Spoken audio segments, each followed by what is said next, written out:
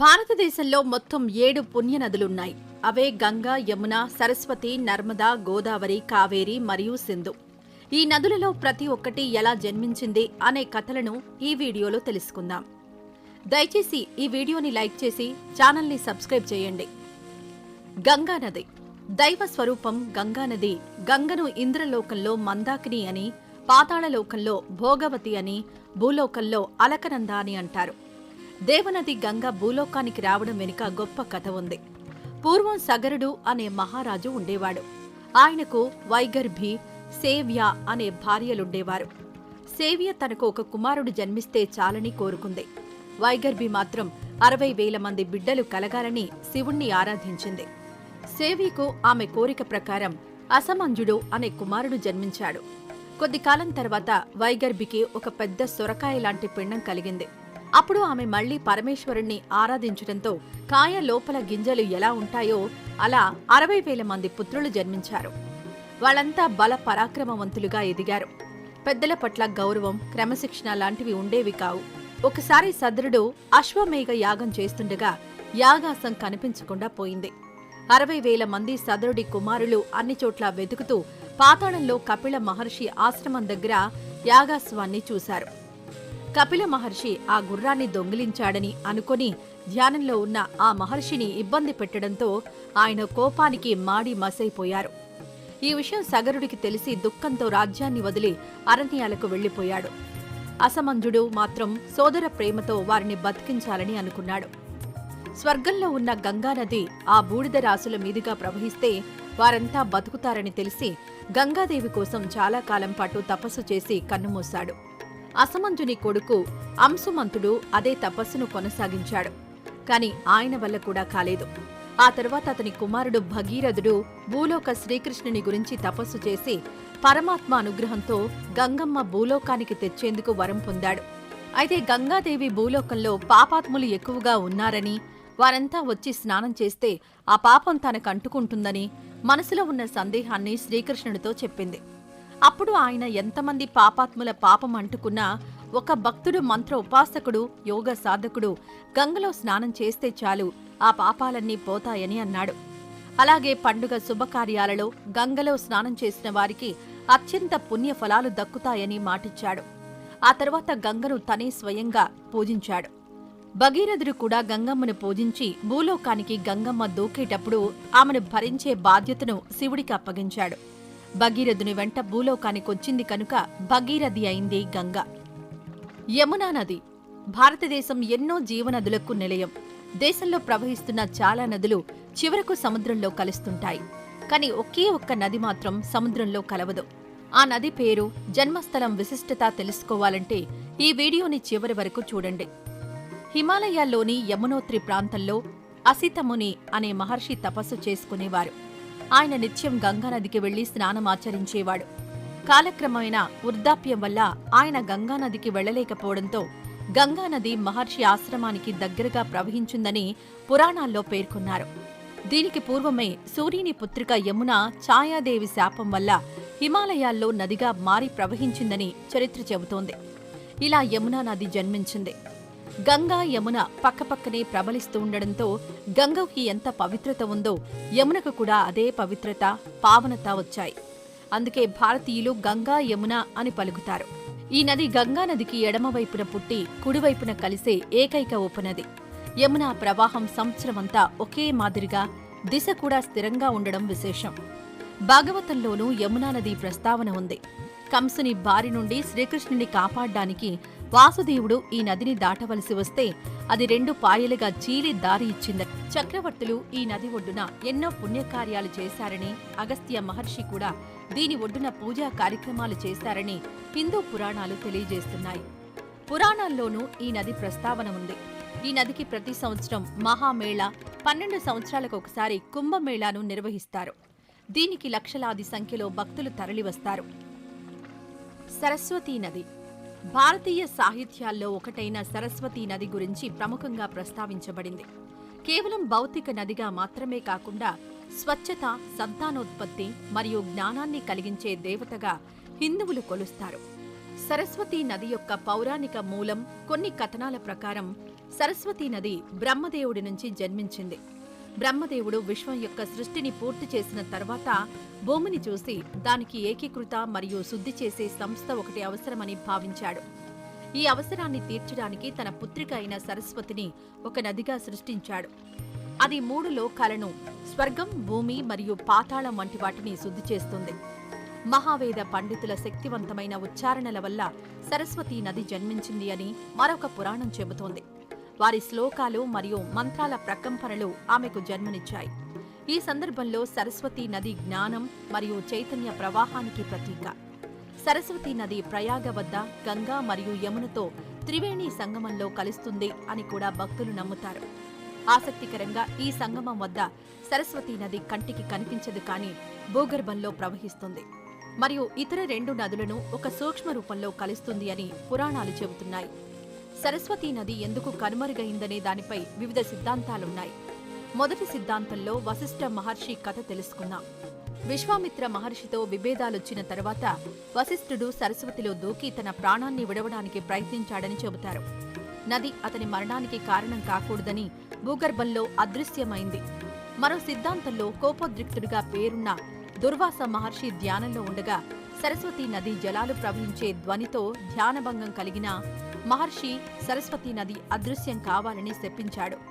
పర్యవసనంగా నది భూగర్భంలో మునిగిపోయిందని చెబుతారు. నర్మదా నది సప్త పుణ్య నదులలో ఒకటి నర్మదా నది. ఈ నది మధ్యప్రదేశ్ వింధ్య పర్వత శ్రేణులలోని అమరకంఠ పర్వతం నందు జన్మించింది. నర్మదా నదిలో స్నానమాచరించడం వలన పవిత్రతను పొందుతారు అనేది ప్రతీతి. ఇప్పుడు నర్మదా నది పుట్టుక వెనుక ఉన్న రహస్య కథ ఏమిటో తెలుసుకుందాం. పురాణ కథనాల ప్రకారం సాక్షాత్తు లయకారుడైన పరమేశ్వరుని శరీరం నుంచి వచ్చిన జలధారలే నర్మదా నది అని చెప్తారు. ఒకప్పుడు పరమేశ్వరుడు వృక్షశైలంగా పిలువబడిన అమరికండకం పర్వతం మీద తపస్సు చేశారంట. ఆ తపస్సు యొక్క ఉగ్రతకు పరమేశ్వరుని శరీరం నుంచి వచ్చిన స్వేదము ఒక జలధారలాగా ప్రవహించి సరస్సులాగా ఏర్పడింది అని చెప్తారు. ఆ సరస్సు స్త్రీ రూపం ధరించి అనేక వేల సంవత్సరములు పరమేశ్వరుని గురించి తపస్సు చేసింది.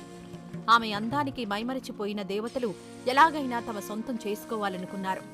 అప్పుడు ఆమెని ప్రసాదించమని పరమేశ్వరుని కోరారు. అప్పుడు పరమేశ్వరుడు ఎవరైతే ఆమెను ముందుగా స్పర్శిస్తారో ఆమెను ప్రసాదిస్తాను అని చెప్పాడు. దేవతలు ఎవరికి వారు ఆమెను పొందాలనే తాపత్రయంతో ఆమె వెంట పడతారు. కాని వారెవరికీ అందకుండా ఆమె తప్పించుకుని పరమేశ్వరుని చెంత చేరింది. తమ ప్రయత్నం ఫలించకపోవడంతో అవమానంతో నిలబడిపోయారు దేవతలందరూ. ఈ స్థితిలో ఉన్న వారిని చూసిన శంకరుడు వాళ్ళందరినీ శాంతపరిచి ఆమెను స్త్రీ రూపంలో కాకుండా జలరూపంలో వాళ్ళకిస్తారని, ఆ జలంలో స్నానమాచరించడం వలన మీరందరూ పవిత్రతను పొందుతారు అని చెప్పి ఆ స్త్రీని జలధారగా వారికిచ్చాడు. ఆ జలధారలే పరమ పవిత్రమైన నర్మదా నది. గోదావరి నది పచ్చదనం, ప్రశాంతత మరియు అందంతో కూడిన బ్రహ్మగిరి పర్వతాలలో సప్త మహా ఋషులలో ఒకరైన గౌతమ మహర్షి నివసించేవారు. ఆ సమయంలో తీవ్రమైన ఒక కరువు సంభవించింది. భూమిలో పగుళ్లు ఏర్పడి వృక్ష సంపద ఎండిపోయి ప్రజలు మరియు జంతువులు అపారమైన బాధలు ఉన్నారు. ఈ బాధలు అన్నీ చూసి చలించిన గౌతమ మహర్షి భయంకరమైన ఈ కరువుని అంతం చేయడానికి, మహాశివుని దృష్టిని ఆకర్షించడానికి చాలా కఠినమైన తపస్సు ప్రారంభిస్తాడు. మొదట్లో ఆకలితో కఠినమైన వాతావరణాన్ని తట్టుకొని తపస్సును కొనసాగించడానికి ఇబ్బంది పడ్డాడు. స్వర్గంలో దేవతలందరూ గౌతమి తపస్సును గమనిస్తూ ఉన్నారు. కాలక్రమేణా గౌతమ మహర్షి తపస్సు మరింత తీవ్రంగా మారింది. అతని చుట్టూ ఒక ఆధ్యాత్మిక శక్తి ఆవిర్భవించింది. గౌతముని తపస్సుకు మెచ్చిన మహాశివుడు తన ముందు ప్రత్యక్షమై ఒక వరమిచ్చాడు. అప్పుడు గౌతముడు ఈ కరువు బారి నుంచి ప్రజలను మరియు అన్ని జీవరాశులను కాపాడడానికి బ్రహ్మగిరి పర్వతాలలో ఒక నదిని పారించమని కోరుకున్నాడు. గౌతముని నిస్వార్థత, అంకిత భావానికి మెచ్చిన శివుడు గంగాదేవిని నదిగా మారి బ్రహ్మగిరి పర్వతాలలో భూమిపైన ప్రవహించమని అడుగుతాడు. దివ్య వాస్తు శిల్పులు ఆకాశంలో గంగా మార్గాన్ని మరిచి భూమివైపు మరణిస్తారు. ఆకాశం కోలాహలంగా ఖగోళ కాంతితో ప్రకాశిస్తూ త్వరలో గోదావరి అవరోహాలను సూచిస్తుంది. శివుని ఆజ్ఞకు ప్రతిస్పందిస్తూ పవిత్రమైన గంగానది స్వర్గం నుండి దిగి కొత్త నదిగా రూపాంతరం చెందింది. గోదావరి నుండి మొదటి నీటి బొట్టు భూమిని తాకగానే ఒక జీవం అలా ఆవిర్భవించి ప్రతీకాత్మకంగా కొత్త ఎదుగుదలను సంతరించుకుంది. గౌతమి, గంగా అని కూడా పిలువబడే గోదావరి ఇప్పుడు పునర్జన్మ పొంది భూమిపై ప్రవహించి ప్రకృతి దృశ్యాన్ని మారుస్తుంది. పచ్చదనం ఉద్భవించింది మరియు జీవం తిరిగి వచ్చింది. ఇతర ఋషులు మరియు సన్యాసులు గోదావరి అవరోహణ గురించి దైవ సందేశాలను అందుకున్నారు. సంభ్రమాశ్చర్యాలతో మరియు ఉద్వేగంతో ప్రతిస్పందించారు. తన తపస్సు సఫలమైందన్న సంతోషంతో గౌతముడు కృతజ్ఞతతో నిండిపోయాడు. ప్రజలు ఆనందంగా గోదావరిని ఆలింగనం చేసుకుని దాని నీటిని తాగుతూ దాని రాకను పండుగగా జరుపుకోవడం చూసి గౌతముడు ఆనందించాడు. ఈ విధంగా గోదావరి నది ఆవిర్భవించింది. కావేరీ నది కర్ణాటకలో తలకావేరీ నందు జన్మించి తమిళనాడులో ప్రవేశిస్తుంది. ఈ నది దక్షిణ భారతదేశంలో ఎన్నో గొప్ప సామ్రాజ్యాలకు మూలం. చోళులు, పాండ్యులు ఈ నది ఒడ్డునే ఏర్పడ్డాయి. ఈ వీడియోలో కావేరీ నది జన్మ వెనుక పురాణాలలో ఉన్న కథ తెలుసుకుందాం. పూర్వం దక్షిణ భారత ఖండంలో కావేరా అనే రాజు ఉండేవాడు. అతను గొప్ప శివభక్తుడు. తన జీవితమంతా మహాశివుణ్ణి ఆరాధించాడు.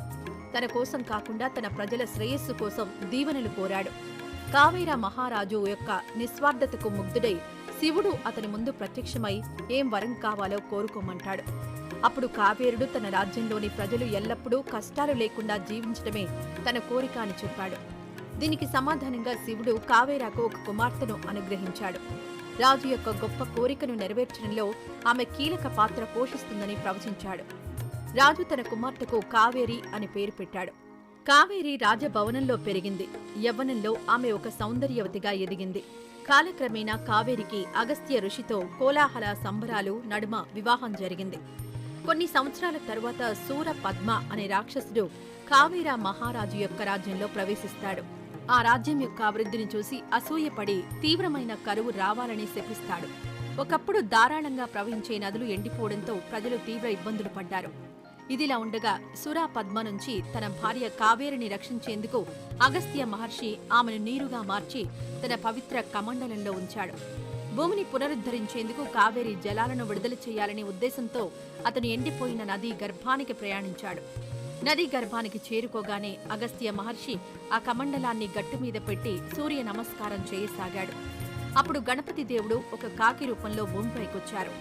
తను ఆ పవిత్ర కమండలాన్ని ముక్కుతో త్రోసి కావేరి జలాలు నదీ గర్భంలో ప్రవహించేలాగా చేశారు. ఈ విధంగా కావేరి నది ఉద్భవించింది. కావేరా మహారాజు కోరిక మేరకు రాజ్య ప్రజలను కరువు నుంచి కాపాడింది. కావేరి నది కర్ణాటకలోని తలకావేరి నందు జన్మించి తమిళనాడులోకి ప్రవేశిస్తుంది. కావేరి నది దక్షిణ భారతదేశంలో ఎన్నో గొప్ప సామ్రాజ్యాలకు మూలం. ఈ నదీ ప్రవాహం ఎన్నో సుందరమైన దృశ్యాలకు, జలపాతాలకు నిలయం.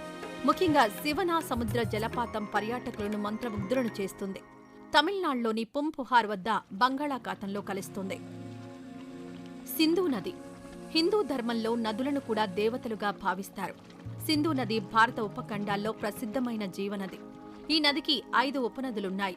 ఈ వీడియోలో సింధు నది ఎలా ఉద్భవించింది అనే కథ తెలుసుకుందాం. పూర్వం భగీరథుడు తన పూర్వీకులను కాపాడేందుకు భూలోక శ్రీకృష్ణుడి గురించి తపస్సు చేసి పరమాత్మ అనుగ్రహంతో గంగమ్మను భూలోకానికి తెచ్చేందుకు వరం పొందాడు. అయితే గంగ స్వర్గం నుండి దిగివచ్చే దాటికి అపారమైన విధ్వంసం కలిగి భూమిని ముంచెత్తుతుందని అందరూ భయపడ్డారు.